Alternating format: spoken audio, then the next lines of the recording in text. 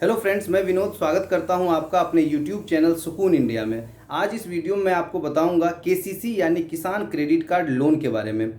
देश में किसानों की हालात को देखते हुए हमारे देश की वित्त मंत्री माननीय निर्मला सीतारमण ने कहा कि पिछले 2 महीनों में भारत सरकार ने 25 लाख किसानों को केसीसी लोन प्रोवाइड किया है और आने वाले दिनों में 2.5 करोड़ और किसानों को ये लोन देने की बात कही जा रही है। तो क्या है ये किसान क्रेडिट कार्ड लोन, इसकी जानकारी आपको होनी चाहिए। और अगर आप किसान हैं और अब तक आपके पास किसान क्रेडिट कार्ड नहीं है तो आप अप्लाई करें और इस सुविधा का लाभ उठाएं। इस पूरे प्रक्रिया को समझाने के लिए मैंने 4 महत्वपूर्ण पॉइंट को लिया है। पहला पॉइंट, ये किसान क्रेडिट कार्ड क्या है। दूसरा, इसको अप्लाई करने का सही तरीका क्या है, ऑनलाइन या ऑफलाइन। तीसरा, इसके बेनिफिट्स क्या हैं। और चौथा, अगर लोन आपका इशू हो जाता है तो इसको यूज कैसे करना है, क्या कुछ सावधानियां बरतनी है। इस चारों पॉइंट को यूज करके मैं इस पूरे लोन प्रक्रिया को समझाने की कोशिश करूंगा और मैं आपको यकीन दिलाता हूं इसके बाद आपको कोई और वीडियो देखने की ज़रूरत नहीं पड़ेगी। तो आप इस वीडियो में एंड तक बने रहें बिना स्किप किए। चलिए बिना टाइम वेस्ट किए वीडियो स्टार्ट करते हैं। अब बात करते हैं पहला पॉइंट यानी केसीसी लोन क्या है। यह भारत सरकार का चलाया हुआ स्कीम है जो 1998 से चल रहा है और तब से किसान इसका लाभ ले रहे हैं। लेकिन अभी ये क्यों चर्चा का विषय बना हुआ है, क्योंकि इसके अप्लाई करने के जो प्रोसेस है उसमें थोड़ा सा चेंज आया है। पहले क्या होता था, बैंकों में लंबी लाइनें लगानी पड़ती थी, बहुत पापड़ बेलने पड़ते थे, तब जा करके किसानों को 50 से 60 हज़ार रुपये का लोन मिलता था और उसके लिए भी उसे 10-15 हज़ार रुपये बैंक कर्मचारियों के बीच खर्च करने पड़ते थे। तो अब इस चीज़ को सरकार ने ख़त्म किया है और जो लोग पीएम किसान सम्मान निधि योजना में रजिस्टर्ड हैं, जिनको कि क्वार्टरली 2,000 रुपये मिलता है, वो लोग अब इस केसीसी लोन के लिए ऑनलाइन अप्लाई कर सकते हैं सीएससी सेंटर की मदद से। जो लोग ऑनलाइन नहीं कर सकते हैं वो लोग फिर बैंक में जा कर के फॉर्म भर के वहाँ से भी अप्लाई कर सकते हैं। लेकिन क्योंकि लगभग सारे किसान अब पीएम किसान सम्मान निधि योजना में रजिस्टर्ड हैं तो वो लोग ऑनलाइन आराम से अप्लाई कर सकते हैं और 15 दिन के अंदर इसका अप्रूवल आ जाएगा। ये सरकार का स्ट्रिक्ट गाइडलाइन है। अप्लाई करने का दोनों तरीका ऑनलाइन और ऑफलाइन मैं आगे वीडियो में लाइव करके बताऊंगा। जो लोग अब तक पीएम किसान सम्मान निधि योजना में रजिस्टर्ड नहीं है वो लोग, ऊपर एक वीडियो मैंने बनाया है, आई बटन पे आप क्लिक करें और उसमें सारा प्रोसेस मैंने बताया है कि पीएम किसान सम्मान निधि योजना में रजिस्टर्ड कैसे करते हैं। तो पहले आप रजिस्टर करें, फिर ऑनलाइन केसीसी के लिए अप्लाई करें। और ये रजिस्ट्रेशन इसलिए भी ज़्यादा जरूरी है कि आपको फिर 2,000 रुपये सरकार की तरफ से क्वार्टरली भी मिलने लगेंगे और आने वाले दिनों में भी बहुत सारी सुविधाएँ हैं जो कि आपको मिलेगा। तो ये केसीसी लोन जो है ये 2 तरह के होते हैं। पहला कृषि लोन, दूसरा टर्म लोन यानी मियादी लोन। जो कृषि लोन है ये आपको खेती करने के लिए मिलता है, जैसे कि खाद, बीज, कीटनाशक या फिर कृषि में यूज होने वाले यंत्र, इसके लिए आप कर सकते हैं। और जब फसल तैयार हो जाए तो आप इसके बाद उसको बेच करके इसका रीपेमेंट कर सकते हैं। इसकी जो लिमिट है वो 50,000 से 3 लाख रुपए तक आपको मिल सकता है। 1,60,000 तक जो है उसमें आपको कोई भी गारंटी पेपर देने की जरूरत नहीं है। अगर बैंक आपसे गारंटी पेपर मांगती है तो आप उसकी कंप्लेन कर सकते हैं। हमें भी इस वीडियो के नीचे आप कमेंट में लिख सकते हैं अगर कोई बैंक आपको 1,60,000 तक के लिए गारंटी पेपर मांगती है तो मैं कोशिश करूंगा आपकी मदद करूं। बाकी 3 लाख से ऊपर का लोन जो लेंगे उसे टर्म लोन कहते हैं। वो पशुपालन या मछली पालन के लिए होता है। वो भी डिपेंड करता है बैंक के ऊपर कि अगर आपका बैंक के साथ जो हिस्ट्री है वो अच्छा है, बैंक के साथ आपका जो रीपेमेंट है आपके लोन का अगर वो ठीक है तो बैंक आपको 3 लाख से ऊपर का भी लोन देगी। लेकिन ये दोनों लोन का जो लिमिट है वो बैंक के ऊपर निर्भर करती है, वो आपके ज़मीन के ऊपर निर्भर करता है कि आपके पास कितनी ज़मीन है, आपने अगर पुराना कोई लोन ले रखा था तो उसका पेमेंट सही टाइम पे किया है या नहीं, सिविल स्कोर आपका क्या है, बैंक के साथ आपकी क्रेडिटेबिलिटी क्या है, उन सबको ध्यान में रखते हुए आपका लिमिट डिसाइड होता है। तो आप बैंक को ये क्वेश्चन नहीं कर सकते हैं कि किसी और किसान को ज़्यादा मिला और आपको कम क्यों मिला, क्योंकि ये आपके बैकग्राउंड पे डिपेंड करता है कितना लिमिट आपको मिलेगा। अब बात करते हैं दूसरा पॉइंट यानी इस केसीसी लोन का फ़ायदा क्या है। सबसे बड़ा फ़ायदा है इसका ब्याज का दर। नॉर्मली आप कोई भी लोन लेते हैं बैंक से तो उसका जो ब्याज का दर होता है वो 9 से 11% होता है। इस लोन का जो ब्याज दर है वो 7% का है। और अगर आपने वो लोन 1 साल के अंदर चुका दिया, जो भी पैसे आप लेते हैं अगर 1 साल के अंदर आप उसे चुका देते हैं तो उसमें भी 7% में भी 3% की छूट दी जाती है। आपको टोटल सिर्फ 4% ही ब्याज दर लगेगा। तो ये सबसे बड़ा फ़ायदा है इस लोन का। दूसरा फ़ायदा इसका ये है कि अगर आपका फसल नुकसान हो जाता है, चाहे वो प्राकृतिक आपदा से हो या किसी भी अन्य तरीके से हो, तो आप जो लोन का रीपेमेंट करते हैं उसको भी रीशेड्यूल कर सकते हैं, उसको देने का जो टाइम है वो आप बढ़ा सकते हैं। तीसरा फ़ायदा है कि आपको इसमें एक लाइफ कवरेज मिलता है कि अगर कृषि कार्य के दौरान आपकी डेथ हो जाती है तो आपको 50,000 रुपये आपकी फैमिली को मिलेगी, और अगर कृषि कार्य के दौरान आपका एक्सीडेंट हो जाता है तो 25,000 रुपये सरकार आपको देगी। और इस लोन को प्रोसेस करने का जो टाइम है, गवर्नमेंट का स्ट्रिक्ट गाइडलाइन है कि 15 दिन के अंदर ये लोन प्रोसेस हो जाना चाहिए। तो ये भी इस लोन की बहुत ही खास बात है। और सबसे अहम जो फ़ायदा है वो ये कि आपको ये जो केसीसी लोन का जो अकाउंट है वो अकाउंट आपके बचत खाते से जोड़ दिया जाएगा, उससे लिंक कर दिया जाएगा जो आपने पीएम किसान सम्मान निधि योजना में खाता दे रखा है, ताकि जब आपको लोन इशू होगा, जब आपको पैसा सैंक्शन हो जाएगा, तो वो लोन का जो अमाउंट है वो आपके बचत खाते में भेज दिया जाएगा, जिसको कि आप कभी भी अपने एटीएम कार्ड की मदद से या फिर पर्चे भर के आप कहीं भी निकाल सकते हैं। आपको इसके लिए बैंक में लाइन लगाने की ज़रूरत नहीं पड़ेगी। इस लोन का जो टर्म होता है वो 5 साल का होता है। एक बार अगर आपने अप्लाई कर दिया, एक बार आपको अगर केसीसी कार्ड मिल गया, तो इसका जो टर्म होता है वो 5 साल के लिए वैलिड होता है। और इस बीच में आपके रिकॉर्ड को देखते हुए 10% का ईयरली आपका इंक्रीमेंट भी हो सकता है। वो भी आपके बैंक पे निर्भर करता है कि अगर आपका हिस्ट्री ठीक रहा तो आपको 10% आपके लोन की लिमिट में इंक्रीमेंट भी हो सकता है।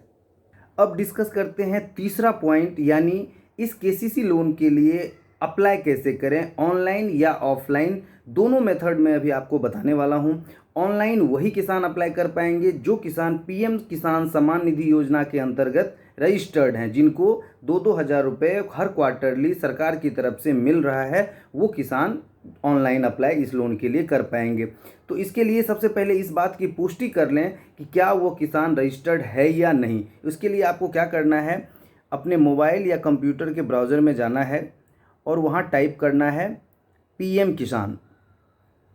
जैसे आप पीएम किसान एंटर करेंगे, आपको एक टैब ओपन होगा और यहाँ पे आप क्लिक करेंगे और फिर यहाँ फार्मर कॉर्नर में जा कर के आप बेनिफिशियरी स्टेटस चेक करेंगे। अब यहाँ पे आपको उस किसान का आधार नंबर एंटर करना है और फिर आपको जो डिटेल मिलेगा उससे ये पता लग जाएगा कि क्या यह किसान पीएम किसान सम्मान निधि योजना में रजिस्टर्ड है या नहीं। अब आप देखें, इस किसान की पूरी डिटेल आ गई है कि इसको कितने इंस्टॉलमेंट अभी तक मिले हैं। इसके first, second, third, fourth 4 instalment में इन्हें पैसे अब तक मिल चुके हैं। इससे ये पता लगता है कि ये किसान पीएम किसान सम्मान निधि योजना में रजिस्टर्ड है। तो इस किसान का केसीसी लोन के लिए हम ऑनलाइन अप्लाई कर सकते हैं। तो चलिए अब केसीसी लोन ऑनलाइन अप्लाई करते हैं। इसके लिए आपको एक वेबसाइट ओपन करना होगा, ministry of agriculture farmer welfare department का। इस वेबसाइट का लिंक मैं अपने इस वीडियो के डिस्क्रिप्शन बॉक्स में भी डाल दूंगा। वहाँ पे जाके आप डायरेक्टली क्लिक करेंगे तो आपको ये वेबसाइट खुल जाएगा। अब जैसे ही ये पेज आपके पास ओपन हुआ, अब आपको ऊपर देखें लिखा है डिजिटल सेवा कनेक्ट, आपको इस पर क्लिक करना है और फिर यहाँ पे आपको अपना CSC ID और पासवर्ड से लॉगिन करना है। जिन किसान के पास CSC ID और पासवर्ड नहीं है वो अपने CSC सेंटर पे जा कर के ये अप्लाई करा पाएंगे। जनरली किसान के पास नहीं होता ये, तो वो CSC सेंटर पे जाके कर सकते हैं।